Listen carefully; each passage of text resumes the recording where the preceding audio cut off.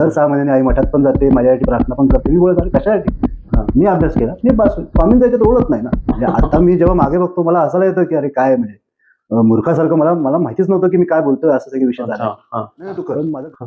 तर आई वडील उभे आणि मागे मी उभा, मी नमस्कार केला, स्वामींकडे बघितलं, डोळ्याला लागतं असं झालं आणि मला काय झालं काय माहित नाही.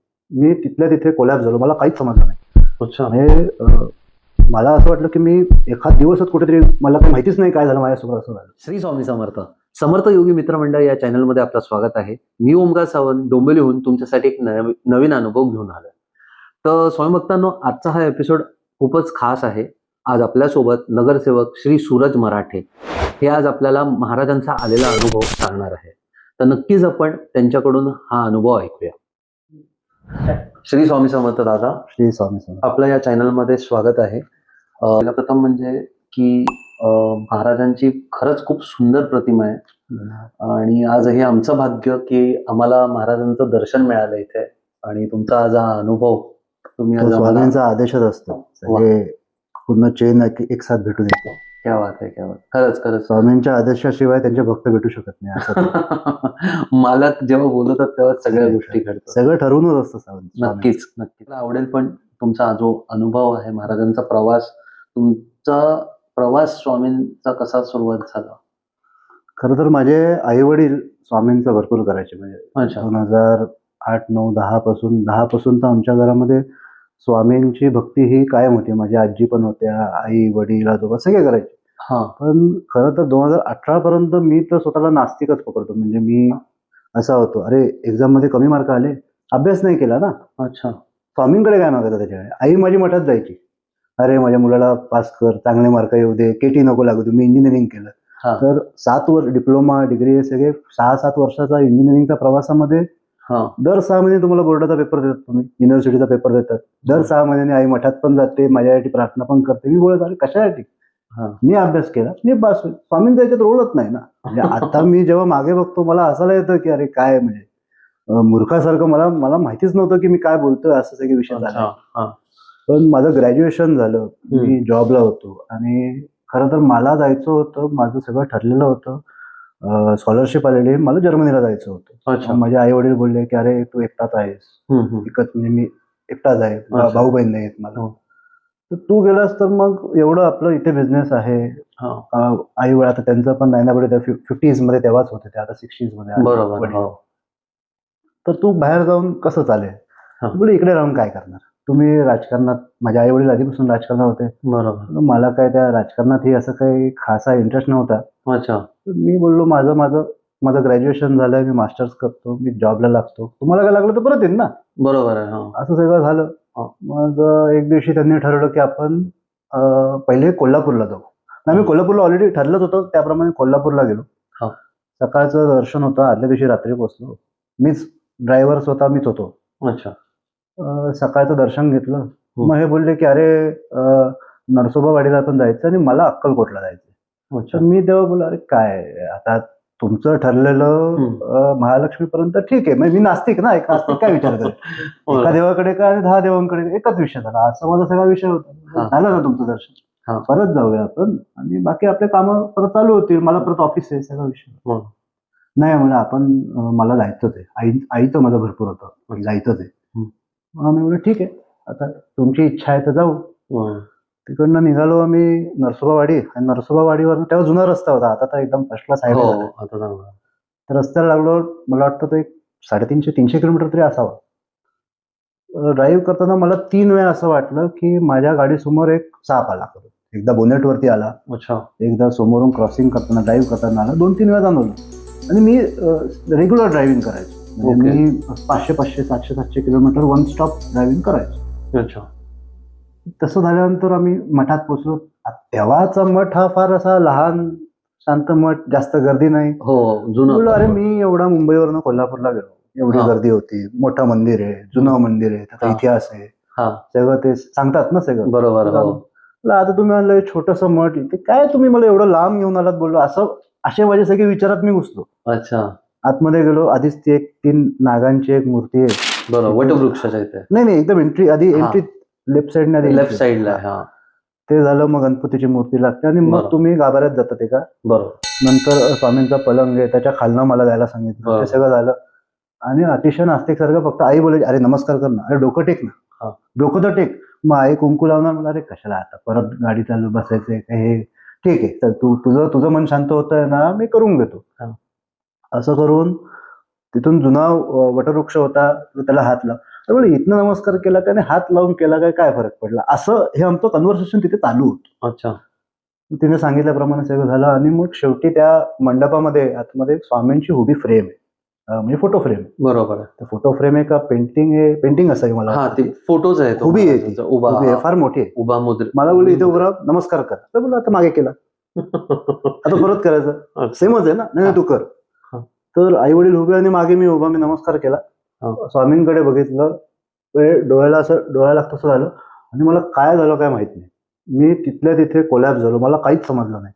अच्छा. म्हणजे मला असं वाटलं की मी एखाद दिवसच कुठेतरी, मला काही माहितीच नाही काय झालं माझ्यासोबत, असं झालं. त्या दिवशी तुम्हाला समजलं नाही म्हणजे एक्झॅक्टली? नाही, त्या अर्धा तासच मला वाटतं, अर्धा पाऊण तास नाही ते असावं, मला काहीच समजलं नाही. पण मला एक आवाज आला, त्यांनी मला एक असं बोलतात ना 2 मिनिटांमध्ये, मी माझ्या आयुष्यात माझ्या आई वडिलांनी माझ्याकडनं काय अपेक्षा ठेवल्या, मी काय करतोय आयुष्यात, मी आतापर्यंत माझं वय तेव्हा वाटतं 22 किंवा 23 वय असेल, मी आयुष्यात कुठे कुठे चुकलो, मी माझ्या आई वडिलांना कुठे कुठे दुखवलं. अच्छा. आणि माझ्या आई वडिलांच्या माझ्याकडनं पूर्ण अपेक्षा काय आहेत, अच्छा. माझ्यासोबत जे माझे सहकारी आहेत त्यांच्या माझ्याकडनं अपेक्षा काय आहेत आणि मी काय करतोय. अच्छा. एवढ्या जर अपेक्षा माझ्याकडनं आहेत, मी काहीच करत नाही, हे मला स्वामींनी तिथले ते दाखवून दिलं. अर्धा तास तुम्ही बेशुद्ध होता? मला माहितीच नाही मी किती वेळ होतो. ओके. मला शुद्धच नव्हती, मला पूर्ण दाखवलं. म्हणजे तुम्हाला सांगतो ना, असं नाही की असं काय 2 वर्ष आधीचं, चांगलं मला जाणवलं लहानपणापासून, मला लक्षात पण नाही त्या गोष्टी मला दाखवल्या स्वामींनी त्या तेवढ्या टाइम फ्रेम मध्ये. अच्छा. आणि मी एकदम शून्यात बोलतो, असं कुठे काय करत होतो माहित नाही. आणि माझ्या आयुष्याला खरं तर दिशा पण नव्हती, काय करायचं हे माहित नव्हतं. जॉब करायचा, जर्मनीला जायचं, एकदम डिस्टर्ब माइंडसेट. हे आई वडील असं देव सगळीकडे फिरवत आहेत, याच्यापेक्षा मी माझा कुठेतरी फॉर्म भरला असता, कुठेतरी बाहेर गेलो असतो, हेच चालू होतं. आणि त्यांनी दाखवलं मला, रस्ता दाखवला. मला त्यांनी एकच उपदेश दिला, मला सांगितलं नाही की तू राजकारणात जा, बरोबर आहे, तू समाजकारणात जा, का तू तुझ्या वडिलांना सहकार्य कर, तू जर्मनीला जा, लग्न करून घे, आई वडिलांची सेवा कर, काहीच नाही सांगितलं. मला एकच गोष्ट सांगितली त्यांनी, ती नीट ठासून मला माहितीये की ती मला काय सांगितलं, तू तुझं काम करत राहा, तुला काय यश द्यायचं ते मी बघीन. अच्छा. आणि मी जेव्हा उठलो ना, उठल्या माझ्या डोक्यामध्ये तेच फक्त बनवून होतं की स्वामींनी मला सांगितलं तू तुझं काम करत राहा. मला आवाज तर क्लिअर आला, तू तुझं काम करत राहा, तुला काय यश द्यायचं ते मी बघीन. अच्छा. त्या दिवसापासून आतापर्यंत मला, मी आजारी असेल काही असेल, रात्री आपण एक जॉईंट फॅमिलीमध्ये राहतो, म्हणजे आई वडील, आजी आजोबा, माझी वाईफ असते, बरोबर, अजून कोण आत्या मावशी येत असतात, सगळे घरी येत असतात. काही गोष्टी म्हणून घरी भांडणं होतात, वादावादी होते. तर माझं असं झालंय की माझे आई वडील आणि मी, आम्ही तिघही राजकारणात एकत्र काम करतो. माझे वडील, मी आणि बायको, आम्ही ऑफिसमध्ये एकत्र काम करतो. अच्छा. मी एकाशीही भांडणं झालं तरी is a very good reason की मी उद्या ऑफिसलाच येत नाही. घर काय आणि ऑफिस काय आम्हाला एकच झालं ना, एकच झालं. बरोबर आहे. मी कुठल्याही ऑफिसला गेलो तर आम्हाला एकत्रच आहे. माझ्याकडे फक्त एवढंच आहे की मी तुम्हाला फेस नाही करायचंय तर मी आज ऑफिसला येत नाही. माझ्या स्वामींनी मला सांगितलंय की ते काही झालं तू थांबायचं नाही, तुझं काम करत राहायचं, तुझं यश मी तुला देईन. आणि ते तसंच मी वाटतं, कोविड लागला, माझे आई वडील ऍडमिट होते, मी एकदम डिस्टर्ब मध्ये होतो, तेव्हाही माझ्याबरोबर स्वामी होते. मी इथल्या खोलीमध्ये एकटा दिवसभर बसून राहिलो, 16 दिवस बसून राहिलो फक्त एकटाच. अच्छा. आई वडील ऍडमिट, पण स्वामी नाही, मी तुझी काळजी मी घेतो. तुझं, मला कोविड झाला, मला तापही आला नाही, काहीच नाही, सर्दी ना खोकला काहीच नाही, फक्त स्मेल नव्हता येत 16 दिवस. आई वडील ऍडमिट होते, आई वडील परत आले. आता अशी परिस्थिती झाली की वॅक्सिनचं जस्ट नवीन आलेलं, आणि माझ्या वडिलांना समाजकार्याची फार आवड. म्हणजे त्यांना जर रात्री 2 वाजता तरी फोन आला ना, बाबा हा व्यक्ती एम्स मध्ये ऍडमिट आहे, जरा आलो, 5 मिनिटात आलो, 5 मिनिटात पोहोचतात त्या ठिकाणी. मग आता वडिलांना कुठे थांबवावं लागेल ना.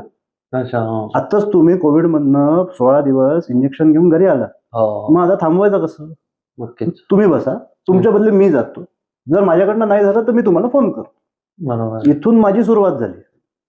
ते फक्त त्यांना घरी बसवण्यासाठी मी घराच्या बाहेर पडलो. म्हणजे तुम्ही घरी बसलात तर तुमची तब्येत नीट राहील. कोविडमध्ये जास्त करून त्या वयातल्या लोकांना त्रास हो. होतो. ते एक निमित्त ठरलं. तो निमित्त ठरला. तोही रस्ता स्वामींनीच दाखवला. नक्कीच. त्या दिवशी जाऊन आलो. मी बोललो हे काय आहे? मी ग्रॅज्युएशन केलं इंजिनिअरिंग. मेकॅनिकल मध्ये पूर्ण शिक्षण झालं. ओके. जॉब चांगला करत होतो. मास्टर्ससाठी बाहेर चाललेलो. हा. ही सगळी अशी परिस्थिती असताना मी हे काय करतोय? रात्री 2 वाजता माझा फोन व्हायला हॉस्पिटल जातोय. त्याला वॅक्सिन भेटत नाही. हे कुठे मी करत बसतो. माझं एक स्किल्ड वर्कर आणि याच्यातला जो वेगळा विषय होता. हा. मी राजकारणात जायचं माझं पिंड नव्हतं. मला काही बरोबर. करायचं नव्हतं. हा. पण त्या दिवशी पण मी एक मठात गेलो. अच्छा. मठ सगळं बंद होतं. मला घेतलं त्यांनी हम्म. आतमध्ये, दर्शन घेऊन मी करून. मला ओळखायचे ते. तिथे जे सेवेकरी होते. हा. तिथे स्वामींनी आता तूच तुझ्या आयुष्याचा शिल्पकार, तूच करशील सगळं. अच्छा. त्या दिवसापासून त्या आत्तापर्यंत मी एकही दिवस माझ्या ऑफिसला खाडा नाही. म्हणजे डोंबिवलीत असेल तर खाडा नाही.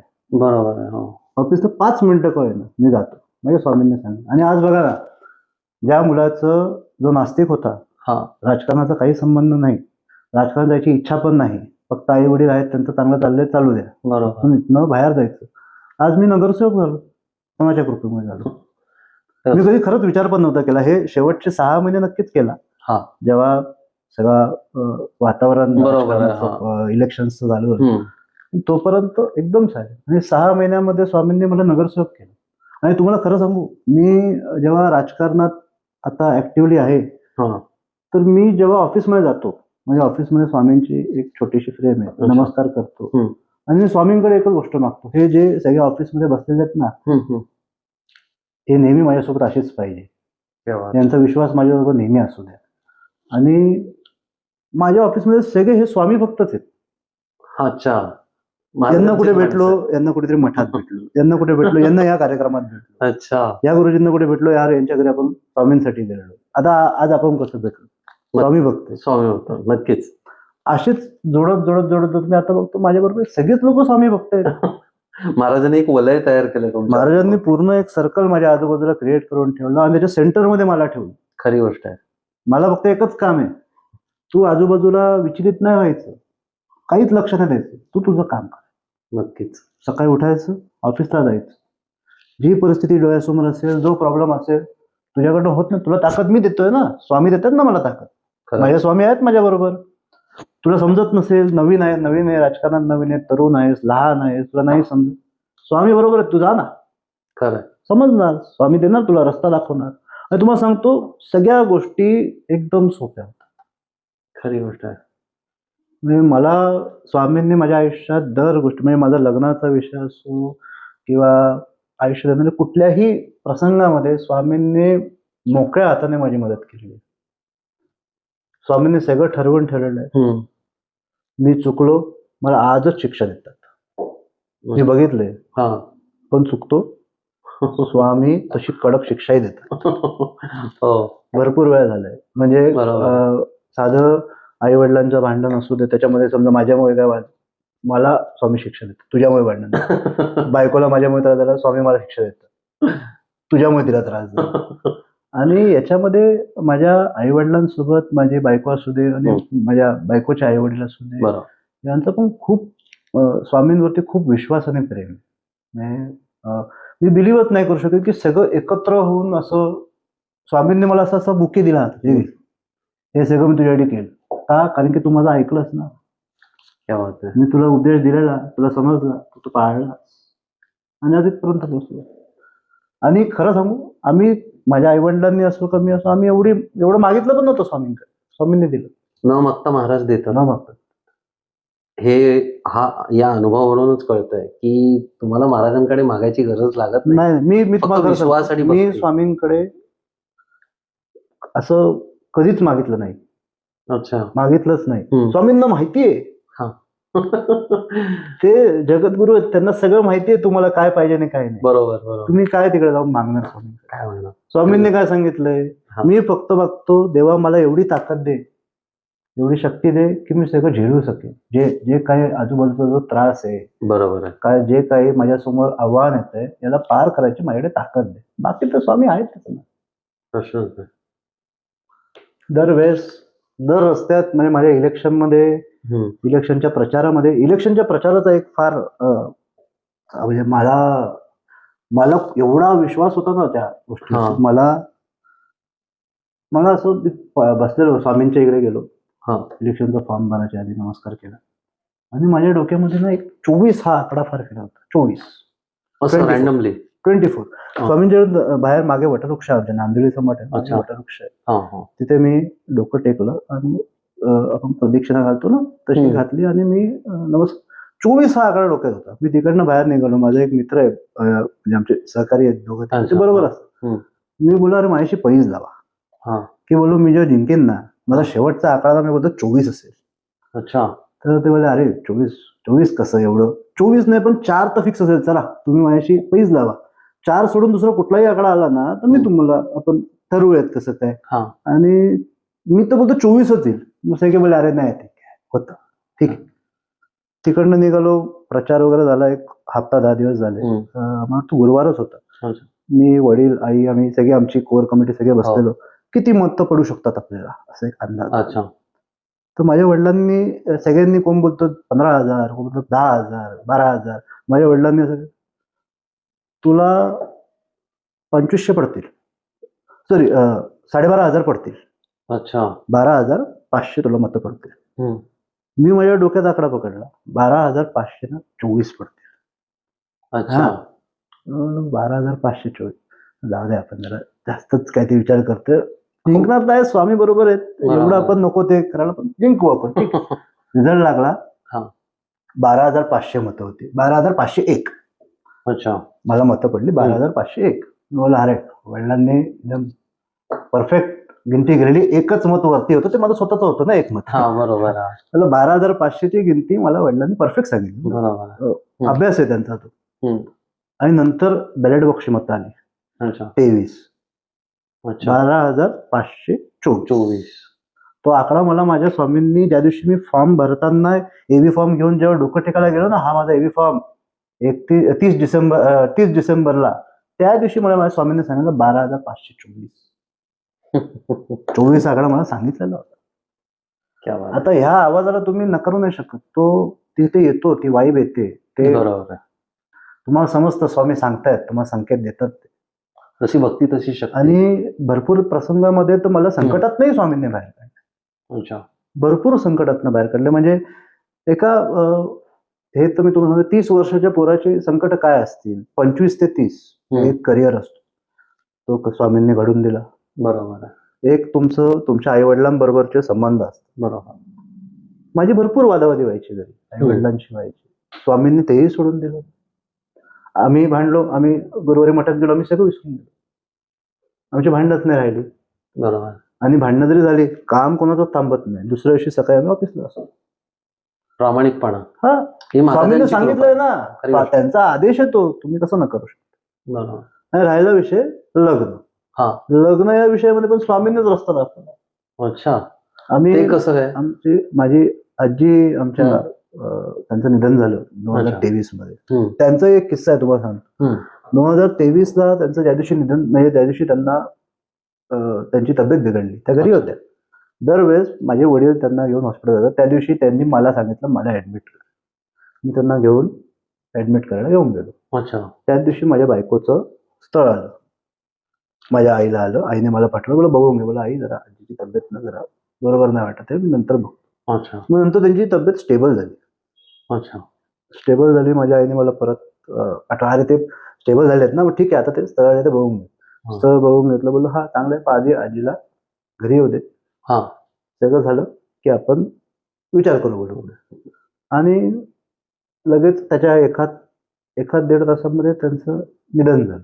त्यांनी जायच्या आधी, ज्या दिवशी त्यांना सकाळी ऍडमिट केलं ना, त्यांनी मला एक गोष्ट सांगितली की मी आयुष्यात सगळं बघितलं, फक्त तुझं लग्न नाही बघितलं, मला नाही बघता येणार. आणि हे एकदम मनाला लागलं माझ्या, की हा खरं आहे, की आता त्यांची जी परिस्थिती वाटते, कारण की त्यांना बायपॅक आणि ते सगळं लावलं ना, तर ते नाही बघता येईल. त्याच दिवशी हे आलं. आणि ज्या दिवशी त्यांचं, आपण बोलतो 10वं म्हणजे सगळं संतुष्टात आलं, ज्या दिवशी त्यांचं 10वं, हे आत्ता आम्हाला मागच्या महिन्यात समजलं, ज्या दिवशी त्यांचं 10वं होतं त्या दिवशी माझ्या बायकोचा वाढदिवस, तोच दिवस. म्हणजे घरातनं एक स्त्री गेली, ती दुसरी देऊन गेली. आणि हे मला वाटतं हे हे चमत्कार फक्त स्वामींची कृपा असेल तरच होऊ शकतं, आता नाही होऊ शकत. आणि तोही आकडा 24च आहे. बापरे. हे म्हणजे आणि या मुली बघताना मला, मी मठात 31 डिसेंबर, तो 30-31 डिसेंबरचा दिवशी मी मठात होतो, ज्या दिवशी मला ते स्वामींनी हे केलं.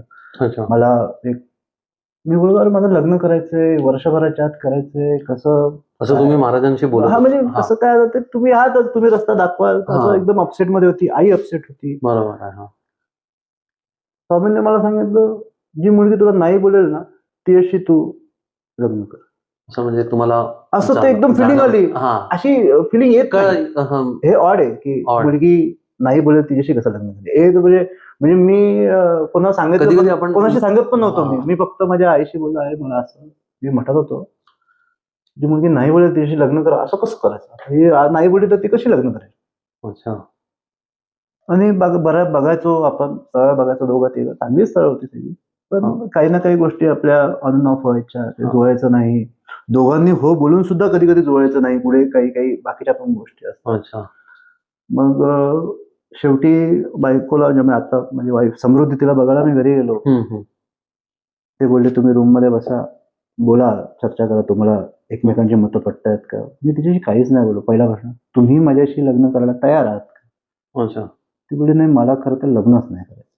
आता माझं तिचं वय कमी, असं 25-26 होतं तेव्हा, मला खरं तर आता लग्नच नाही करायचं. मग बोला आपण हे सगळं भेटणं वगैरे नाही, माझ्या आई वडिलांनी तुमचं स्थळ आवडलंय त्यांना, मग ते बोलले म्हणून मी तुम्हाला भेटले, पण मला लग्नच करायचं नाहीये, मी अजून करिअर बघायचंय, स्वतःचं करिअर करायचं, आणि मग विचार करेन. बोललो ठीक आहे. मी बाहेर जातो, सांगतो की नाही होऊ शकत. बोलले नाही, आता नका सांगू. अच्छा. तुम्ही एक 2-4 दिवसांनी सांगा, म्हणजे कसं माझ्या घरी पण ते वातावरण नीट राहील. प्लीज बोलले की करून घ्या. ठीक आहे, आता बिचारे एवढे बोलतायत तर आपण कसं त्यांना नाही बोलू. बरोबर, ठीक आहे बोललो, मी प्रयत्न करतो. आता तेवढं माझी घरी अंडरस्टँडिंग मध्ये मी त्यांना समजू शकलो की असं असं झालं, आणि मलाही वाटतं की आपण नको सांगायला. घरचे भरपूर माझे हे झाले, अरे असं कसं, आपण डोंबिवलीवरून नाशिकला मुलगी बघायला आलो आणि लग्नात नव्हतं करत तर कशाला आलो. अपेक्षा सगळे आपण आत्या वगैरे मावशी सगळ्यांना घेऊन येतो ना.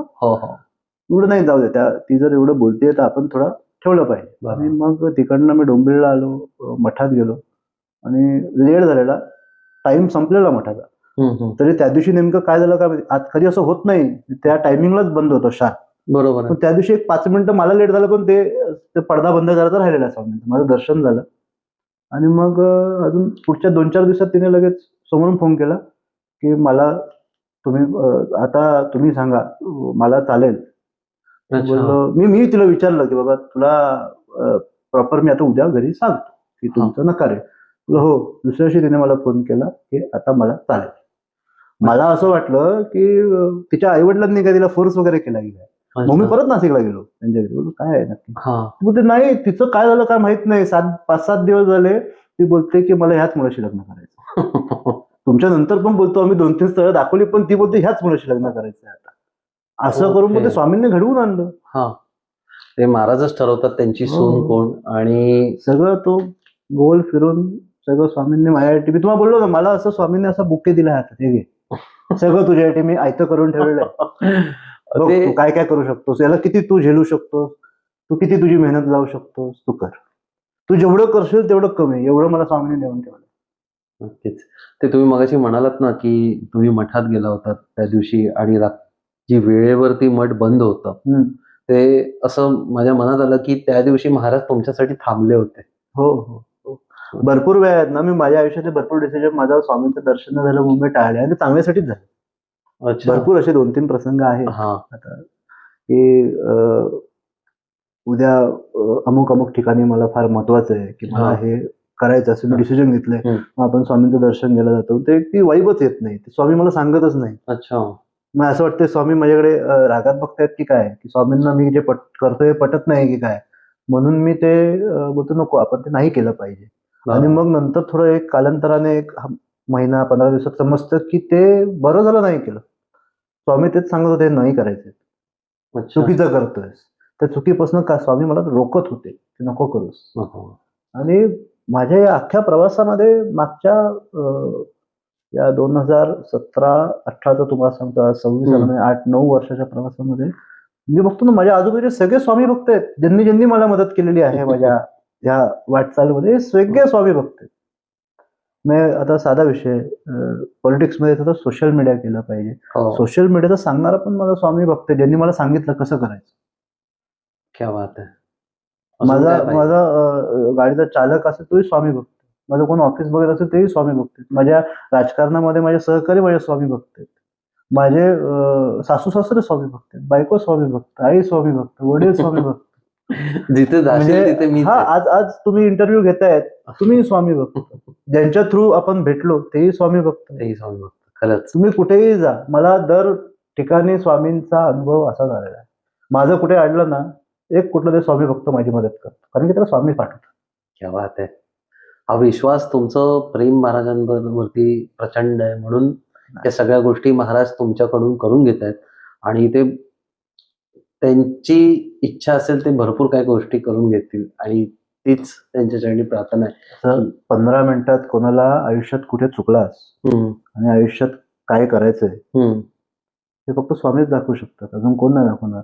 आपल्याला आठवण करायला, एक प्रसंग आठवायला आपल्याला अर्धा एक तास निघून जातो. खरी गोष्ट आहे. आयुष्यातल्या सगळ्या चुका 15 मिनिटात दाखवून टाकल्या. 10-15 मिनिटात किती मला लक्षात पण नाही आता. आणि हे सगळं दाखवत असताना तिथले जे ट्रस्टी आहेत, अक्कलकोटच्या मठातलं बोलतो मी हो तुम्हाला. हो.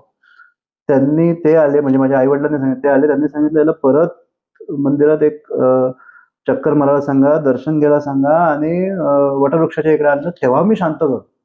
अच्छा. ते बोलले तुझ्यावरती कुठली नजर असेल, काही पीडा असेल ते निघून गेली. आणि ते खरंय. मी कोल्हापूरवरनं अक्कलकोटला गेलो, नरसोबावाडीकडून. अक्कलकोटवरनं आम्ही फ्री झालो संध्याकाळी 7 वाजता. 7-7:30 झाले असते. 7:30 वाजता मी गाडीत बसलो आणि रात्री 3 वाजता 4 वाजता कधी सकाळी घरी आलो इथे डोंबिवलीत, एकदम फ्रेश.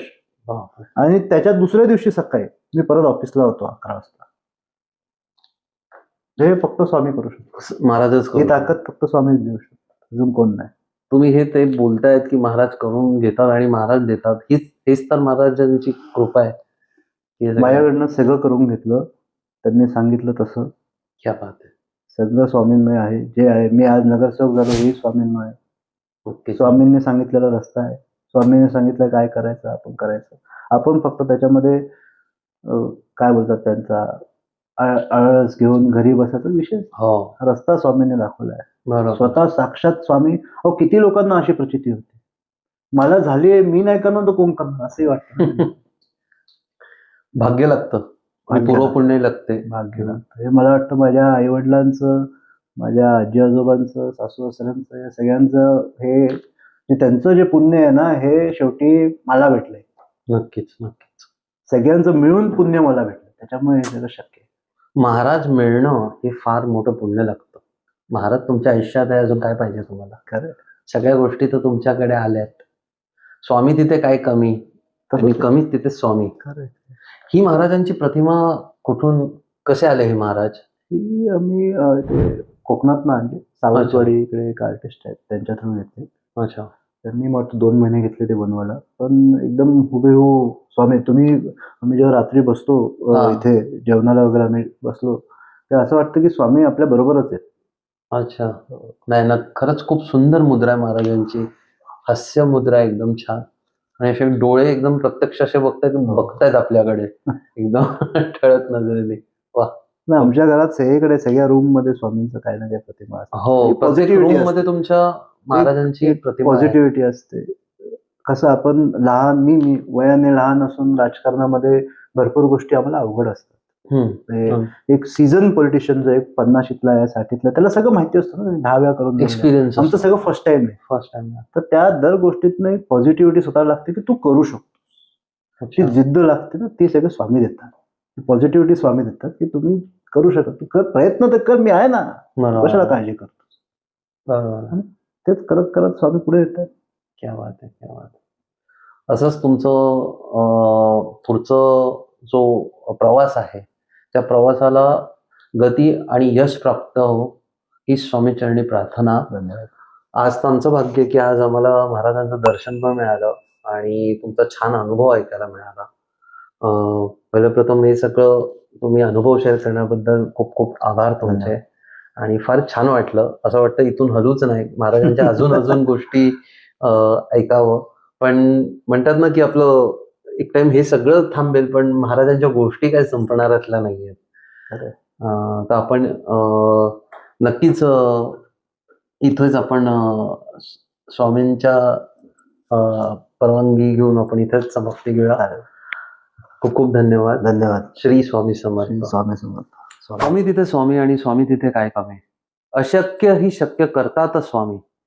महाराजांचा हा अनुभव एवढा सुंदर होता की प्रत्येक अनुभवावरून महाराजांची उपस्थिती आहे हे आपल्याला जाणवत होतं. आज मराठी कुटुंबांनी आपल्याला हा अनुभव आपल्या महाराजांच्या कृपेने आपल्या चॅनलवरती दिला. ही महाराजांचीच कृपा, ही महाराजांची लीला आहे. अशी ही आपली माऊली आहे, सदा कृपेची सावली आहे.